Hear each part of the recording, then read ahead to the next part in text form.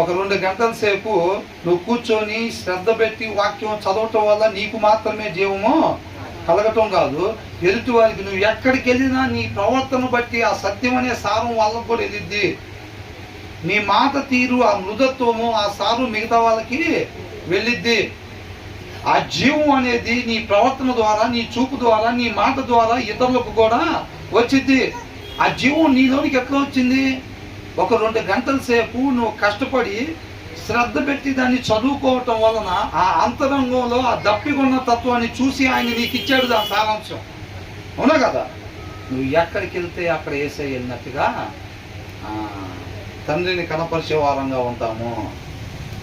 అది కష్టపడమంటున్నాడు. అర్థమవుతుందండి?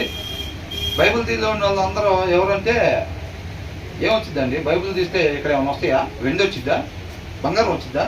డబ్బులు వస్తాయా? ప్రమోషన్స్ వస్తాయా? మరి ఏమొచ్చింది?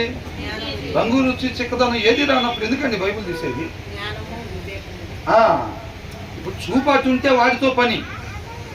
ఇప్పుడు అమెరికా వెళ్దామని ఉండేవాడు అక్కడికి కావాల్సిన బట్టలు చదువుకుంటూ ఉంటాడు, సూట్ కేసు ఇక్కడ కూర్చున్నా సరే. అవునండి? ఇప్పుడు అమెరికా వెళ్దాం అనుకుంటున్నాడండి, తర్వాత ఉండబోయేది అమెరికాలోనే. ఇంకా అమెరికాలోనే ఉందాం అనుకునేవాడు ఎక్కడికి చదువుకుంటాడు? అక్కడ ఏమేం కావాలో చదువుకో. రే అమెరికాలో ఎట్లా చదువుకుంటుందంట, కోటి పెట్టి అంటాడు. అమెరికాలో పాస్పోర్ట్ కావాలి, విసాలు కావాలంట, అవి పెట్టాను అంటాడు.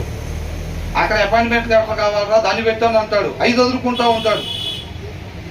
ఎందుకని చూపు ఎక్కడుంది? అక్కడ ఉంది. నేను రేపు ఉండబోయేది అక్కడ. విశ్వాసం కలిగిన వాళ్ళు అవి చదువుకుంటూ ఉంటారు. రే వాళ్ళు పాపం లేవని మాట్లాడుకుంటున్నారు ఇంటి పక్కన. మన దగ్గర ఉన్న దాంట్లో తీసుకొని వెళ్ళి పాస్పోర్ట్ పెట్టుకున్నట్టు. అవునా? మన దగ్గర సమృద్ధి రంగల్నే రాత్రి మాట్లాడుకుంటున్నాం.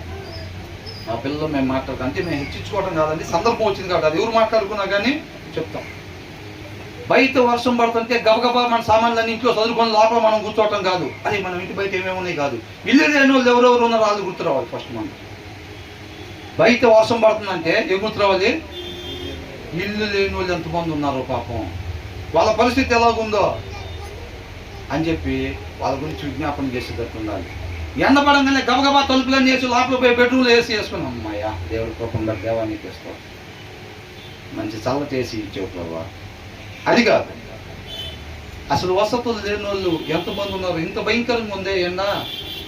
చాలామంది మరి గృహాలు లేని వాళ్ళు ఉన్నారు. వాళ్ళ పరిస్థితి ఏంటి? వాళ్ళు గుర్తురాదు. మనకి ఎవరు గుర్తు వస్తున్నారు? ఉందగా ఓ జనరల్ అనుకుంటున్నావా? మనకి బయట ఏం చల్లగుంది వాళ్ళు వేసి వేసుకుందాం అనుకుంటే అని అనిపిస్తుంది. లేకపోతే మనకి ఏం గుర్తు వస్తుంది?